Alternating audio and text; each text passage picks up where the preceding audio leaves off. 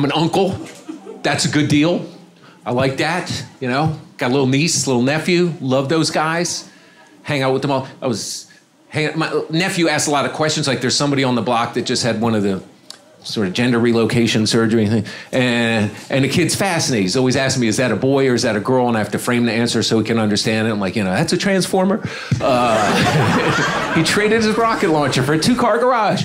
So, all right. And the niece, I got her a gift. I had to get her a gift. I went to the store Urban Outfitters, right? Store Urban Outfitters. And, that store will make you feel old walking. Everybody works there speaking entirely in adverbs like seriously, literally, really, seriously, literally, really, seriously, literally. And I don't even know what shit is. I'm standing in the ironic record section. There's this 2-fingered glove thing. I'm like, that'd be a great gift. She could hail a cab or give people the fingers or whatever. So I asked the guy, how much is glove? He's like, it's not a glove. Those are skinny jeans. And that's when I had to leave. I was like, seriously, literally, really. So here's the point. So I never had kids. The closest experience I had to raising my own kid was my little brother. I took care of my little brother because my parents were always working. And so I would take care of him. And I was the only person to get him to stop crying when he started crying because I would do this thing. He'd start crying, I'd make this noise. I'd go, bow, bow, bow, bow, bow, bow, bow, bow. And he loved it. He started laughing. My parents was like, do that goddamn noise. That was my job. Do the noise. I'm tired. So I get an audition to be on a soap opera, right? To play this guy Brock, and Brock is he's a bodyguard of one of the main guys, right? And I'm very excited. It's gonna be like 4 or 5 episodes. It says something in the character breakdown must be good with children or whatever. So I'm like, I don't pay any attention to that shit. So I get all prepared. I just get the lines ready. Show up, I go to the casting director. We do the audition, and it goes really well. And at the end of it, she's like, I could see you as Brock, And she goes, you're good with children, right? I'm like, yeah, I'm great with kids. She's like, so you have kids? I'm like, yeah, I got 5, 6, I got a lot of them, And she goes, so you know how to handle an infant? I'm like, yeah, you don't punch the soft spot. I got the basics, So it was a joke, and she laughed.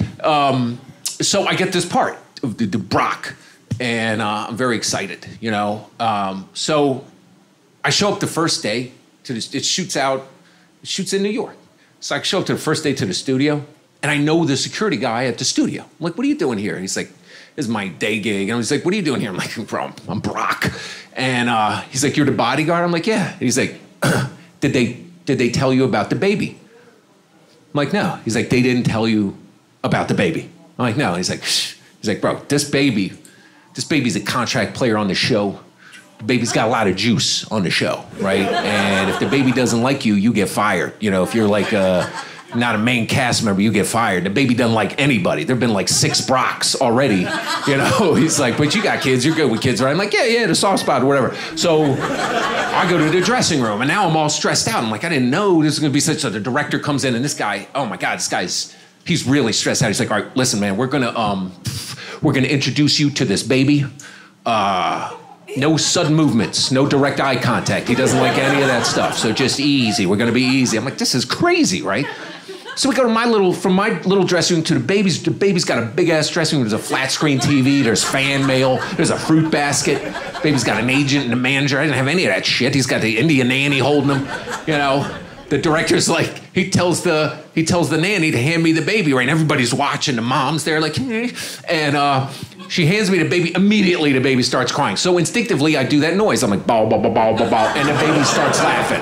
The baby's and the director's like, whatever that shit is you just did, just keep fucking doing it, man. Keep doing it. So I'm like, great, right? So we do the first show. It goes really well. I'm chilling with the baby. I'm starting to like this baby. The baby likes me. I like the baby. Things are good. Second episode, I find out stuff about the baby, sad stuff, like the baby doesn't have a dad. We get to the 3rd episode, the baby does not want to be held by anybody else. Like even the Indian nanny, she's trying to do my stuff. She's like, right?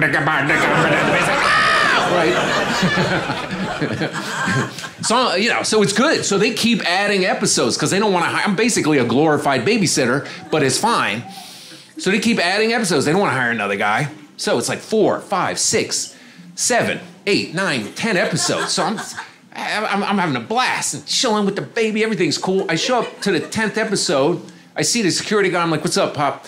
He's like, did you hear what happened? I'm like, no, what happened? He's like, the baby got fired. I'm like, what? I'm like, why did baby get fired? He's like, hey, he's making demands. He wanted like a new Audi, a 35% pay raise. The baby got greedy. So I got a new baby. So I'm like, this is crazy. How do you fire a baby? That's showbiz. Like, that's some cold-blooded shit. So he hand me this new baby, but this baby's easy. He just laid there and blew spit bubbles. That was it. It was fine. So we do like 3 episodes with this baby.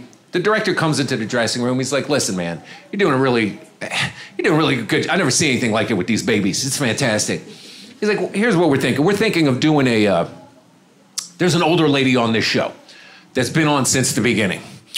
We were thinking of she's been complaining, she needs a new storyline. We're gonna do like a romantic storyline with you and the old lady. What do you think about that, right? And I'm like, that sounds good. I'm like, how old is this lady? She's like, bro, she's old. And I'm like, okay. And I'm like, oh, so it's fine. He's like, listen, you'd have to make out on camera and stuff. I'm like, okay, all right. So I'm like, okay, we're gonna give it a shot. So, it's acting, right? It's acting. So I get this. He's like, we're gonna introduce you to the lady. Now here's the thing. I told her about this. She's really not happy that you're not really an actor. You're a comedian. So we're going to have to suss this out a little bit. So he introduces me to the lady, and the lady just goes off. She's like, I've been on that show since 1922, and Gettysburg Address, and invention of steel and wood. And she's like, you're not even an actor, you're a comedian. And she's like, I guess the joke's on me, and leaves the room, right? So the guy's like, don't worry about it. Just don't worry about it, man. Just show her you're a professional, man. Show her you're a professional. Prove her wrong. Learn the lines. Show up the next day. So I'm like, okay. So I go home, and it's a very technical scene. I got the baby. I'm doing stuff with the baby. Then I got to grab this old lady. She doesn't want it, and I got to wrestle with her and make out with her, and we got to roll around on the floor. And it's like way out of my fucking comfort zone, So I'm practicing with a broom like the Sorcerer's Apprentice, and I'm getting all ready. So I show up the next day, right? And we're in the makeup chairs. The lady's right next to me, and the lady's going off again. I never. 1,000 years of being on this show. It's unbelievable. And I'm just ignoring it. I'm ignoring it. And she stops right in the middle of all this and goes to the makeup guy. She's like, could you do something about this?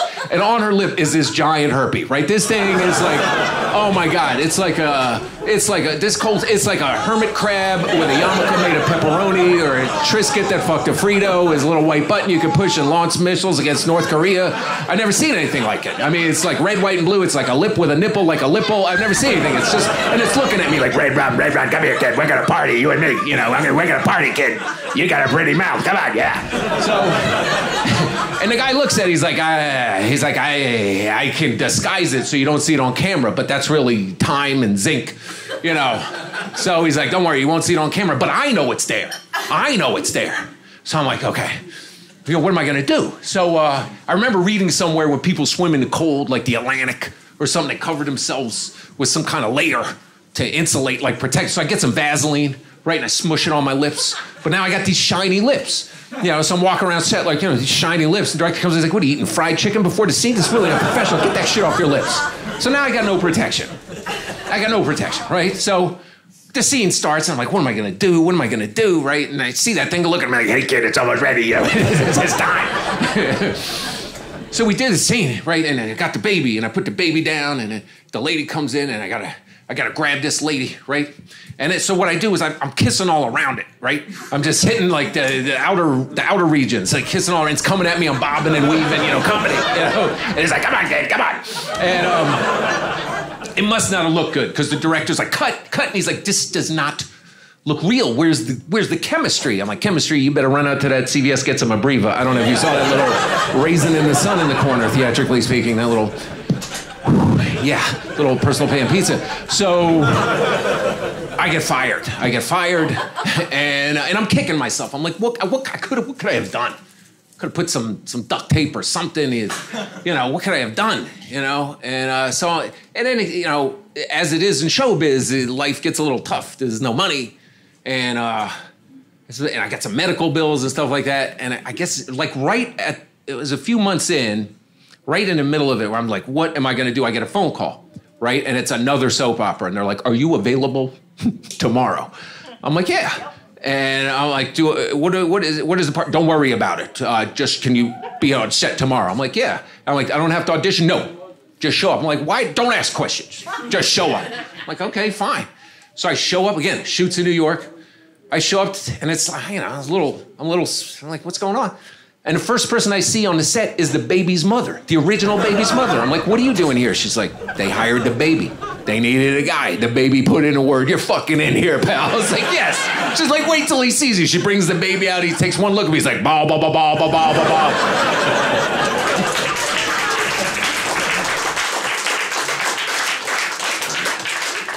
I'm gonna bang through these stories. I'm gonna bang through these things. You guys, we're good? Everybody's good at this? Yeah. All right. This is sweet, man. This is sweet, man. It's like a little AA meeting, but it's, you know, the good stuff. You know, you got a Moroccan lamp in there. You know, Peter Lorre's gonna walk in. So we got I did a movie nobody saw. And okay, when I first started doing comedy, I was a white comedian. I still am. Working on the black comedy circuit, right? I used to get my shoes at Payless. The Adidas, but they have that extra stripe. People call them doo-doos. And so my first paid gig was opening for this group, the Fugees, out in Newark, right? So I'm very excited. I clean my doo-doos with the toothbrush. You gotta look good, right? So I go out to this crowd, and nobody's told this crowd there's gonna be comedy. They're just there to see the Fugees, right? Nobody's told us. Everybody's Haitian. So this crowd hates me. I'm getting heckled with like the gentil pente eau de toilette. There's like a fucking voodoo doll of me getting passed around. You know, serpent in the rainbow dust getting blown. You know, so I'm dying up there. It's just, it's excruciating. And finally, I hear some guy heckling me. I can't really see him. I just see he has a really big head, right? I see this really big head. So I start making fun of the head and people are laughing. I'm like, look at that head. You know, probably takes you like an hour to change your mind. I had a lot of head jokes, right? So the dude comes out of the darkness and I see he's a midget, right? And I know that's not it's not the right word. Compact individual, you know, younger, so like a kidget. And he keeps heckling me. You're corny. I'm like, well, maybe my jokes are just going over your head, right? I'm hitting this guy, right? So the guy gets pissed and he runs up on the stage and he starts swinging at my knee, you know, so I'm holding him off with one hand and making fun of him, you know, and people are laughing now. People are laughing, but it's very dangerous. I'm like, hey, this guy's got a short temper, right? People are like, ah! You know. So finally they carry the guy out. His security comes and carries him out like a keg or whatever, and he keeps yelling, you know, you corny, or whatever. And it made me very anxious around little people, you know. I was I was very anxious around little people after that. So I get this call. And it's this manager guy, and he's like, look, this dude wants to put you in this Puerto Rican gangster movie called Illegal Tender. He wants to play this guy Cesar that's a hitman. I'm like, how's this guy know me? He's like, he said something about the doo-doos and the midget. So this guy knew me from that night, and he wanted to put me on, and he's like, it's 3 weeks on this movie. You play this Puerto Rican hitman named Cesar, right? And I'm like, that's great. And I'm like, he's like, everybody in this movie's Puerto Rican. And I'm like, okay, here's the thing, I'm Jewish. And he's like, the character doesn't say anything, so you don't say anything, so don't fucking say anything. So I'm like, okay. So I'm like, all right. So, but it's a little awkward. I show up the first day to the set, the shooting in Harlem. Everybody's Puerto Rican. This guy Manny, who's in every Puerto Rican movie, pulls a huddle together of all the actors. He's like, there's not a lot of opportunity for Latinos in Hollywood, because the Jews control everything, right? And I'm sitting there like, see, right? I'll sell out in a second. So it's a little awkward, it's a little awkward. So I'm not saying anything because I don't want to out myself, I feel like, Anne Frank in the attic, it's just everything. I'm not saying anything, but people are like, why doesn't Cesar say anything? He thinks he's stuck up, he's from Argentina. And other people are like, no, Cesar's a method actor, his character doesn't say anything, so he don't say nothing. So, there's like two schools of people. I'm having dreams at night, I'm in Puerto Rican court bringing the Cesar. I call my brother, he's married to a Colombian. I'm like, dude, give me some words. He's like, say coño a lot. So I'm walking around like, coño, coño, coño. Apparently it's a bad word. Everybody's like, Cesar's got Tourette's. I don't know what the fuck's wrong. So that's the first week, right? Second week, I'm hanging out with this girl. I don't remember her name, but I called her mad because every sentence had the word mad in it. She's like, yo, that's mad stupid, or yo, this is mad delicious. And it was a summer hot day, and she goes, yo, it's mad hot, like one of those Holocaust saunas. And I was trying to explain that wasn't a sauna situation, it's just exfoliates, and it's nice. And she got mad, man. So, last week we're going to Puerto Rico, right? And I'm very excited. They got so I look online, they got the Raul Julia, you know, Puerto Rico, the chica with the grande teta, de ron. I'm like, this is going to be fucking great. Wherever that was, that's not where we were at. Like the plane lands, little Scooby-Doo bus takes us to the projects where we're shooting. Dudes are circling the set to rob shit. There's one guy that has a baby carriage with no baby. It's got Lucy cigarettes and beers and a prosthetic leg laid across the top with a flip-flop, which is all ostensibly for sale. But I'm like, I don't get the leg thing. Like, why is it modeling the flip-flop, or is somebody, you know, just looking for a leg, trying to score a leg? And I see someone trying to take one of the beers. Dude starts beating the shit out of him with the leg. I'm like, that, and the flip-flop goes fine. That's a great commercial for Puerto Rico, the chocolate thing. So I'm chilling out with the Manny guy, and Manny is Manny is a little slightly homophobic, and there's a gay makeup artist. Like, who would have thunk it? And Manny confides in me. He's like, the makeup artist, you always want to put the makeup on my face. No, I don't need it. You need the makeup. I don't want it, you know. And I think he wants my dick, but I don't go that way. And he's like, but he is Latino, and I am Latino, and you are Latino, and that's all that matters, right? So I'm like, look, man, I got to tell you something. I'm like, he's like, what? I'm like, I'm not Puerto Rican. He's like, not even a little bit? I'm like, no. He's like, you look more Puerto Rican than anybody in the movie. I'm like, right. So he's quiet for a minute. He's like, I'm not Puerto Rican either. I'm like, no, I'm Dominican. Don't tell anybody, because that's like the Capulets and the Montagues. Yeah, some guys have socks, some guys don't. It's hard to explain. So the movie comes out. 4 people see this fucking thing.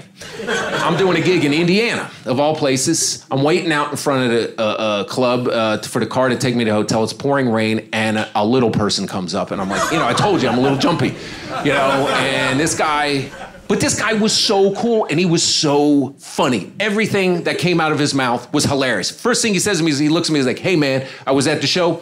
I'm your biggest fan, right? I'm like, dude, you're funny. And then he's like, I've been drinking, I'm a little fucked up. I'm like, where were you drinking? He's like, the mini bar. I'm like, dude, you're hilarious, right? You are hilarious, right?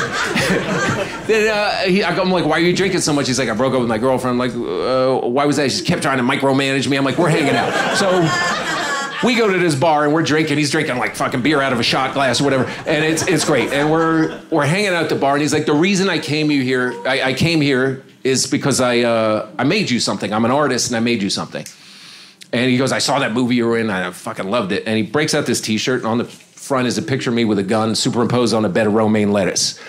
And he's like, what do you think about that? I'm like, dude, it's genius. I don't understand, but it's genius. He's like, now do you understand? He flips around on the back, it says Cesar salad. I'm like, dude, you just get funnier and funnier. And he goes, the reason I made you this, it was to make up for something that happened a long time ago. I'm like, what was that? And he's like, you were doing a show, and he goes, my brother-in-law was a little person, heckled you, and got thrown out of the show. And I always felt bad about that. He got married to my sister, who's also another little person. I'm like, that shit in Newark years ago? And he's like, yeah.